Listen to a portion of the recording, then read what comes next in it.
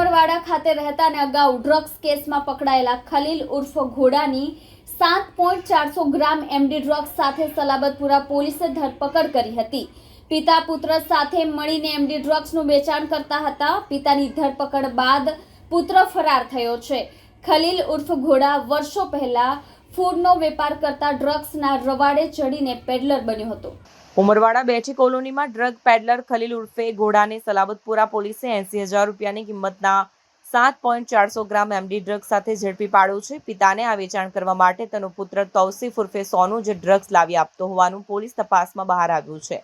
ખલીલ ઉર્ફે ઘોડા વર્ષો પહેલા ફ્રૂટનો વેપાર કરતા ડ્રગ્સના રવાડે ચડી પેડલર બન્યો હતો। પોલીસ સૂત્રોએ આપેલી માહિતી પ્રમાણે સલાબતપુરા પોલીસ ઇન્સ્પેક્ટર કેડી જાડેજા અને ટીમે રાજહંસ ઇમ્પિરિયા ટેક્સટાઇલ માર્કેટ પાછળ પાસેથી ખલીલ ઉર્ફે ઘોડા લુકમાન શેખને ઝડપી પાડ્યો હતો। પોલીસે તેની પાસેથી 80,000ની કિંમતનું 7.400 ગ્રામ એમડી ડ્રગ્સ અને રોકડા 1,900 રૂપિયા કબજે કર્યા હતા। ઉલ્લેખનીય છે કે ગત વર્ષે વેસુમાં ડ્રગ્સ સાથે ઝડપાયેલો ખલીલ ફરીથી ડ્રગ્સના ધંધા સાથે સંકળાયેલો હોવાની બાતમીના પગલે પોલીસે ખલીલને પકડ્યો હતો। સુરત શહેરના સલાબતપુરા પોલીસ સ્ટેશનની ટીમને ઇન્ફોર્મેશન મળી હતી કે સલાબતપુરા પોલીસ સ્ટેશન વિસ્તારમાં જે રાજહંસ ઇમ્પિરિયા કરીને જે છે માર્કેટ, એની બાજુમાં એક વ્યક્તિ મેફેડ્રોન ડ્રગ્સ એમડી લઈ અને આવી રહેલ છે અને ત્યાં ઊભો છે। આ પ્રકારની માહિતી મળતા પોલીસે ત્યાં જઈને તપાસ કરી હતી। આ વ્યક્તિ મળી આવ્યો હતો, જેનું નામ સલીમ લુકમાન શેખ છે અને એની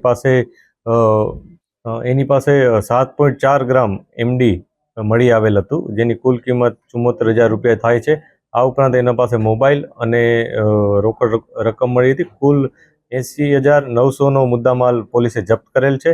આ જપ્ત કરેલ મુદ્દામાલ બાદ જે આરોપી છે એની વધુ તપાસ કરી હતી, તો જેમાં જાણવા મળ્યું હતું કે જે એમડી છે એ એનો જ પુત્ર સોનુ ઉર્ફે તોફીન ઉર્ફે સોનુ કરીને છે, એની પાસેથી લાવ્યો હતો અને આગળ છૂટક વેચાણ કરવા માટે લઈ જતો હતો। આ જે બંને વ્યક્તિ છે એમાંથી એકની ધરપકડ થઈ છે, તોફીન ઉર્ફે સોનુ, એની ધરપકડ બાકી છે। પોલીસ એની તપાસ કરી રહી છે। આ ઉપરાંત આ બંને વિરુદ્ધ અગાઉ NDPSનો ગુનો નોંધાયેલ છે અને આ ઉપરાંત એના ઉપર GP એક્ટ 135 વગેરે પ્રકારના ગુનાઓ પણ સલાબતપુરામાં નોંધાયેલ છે।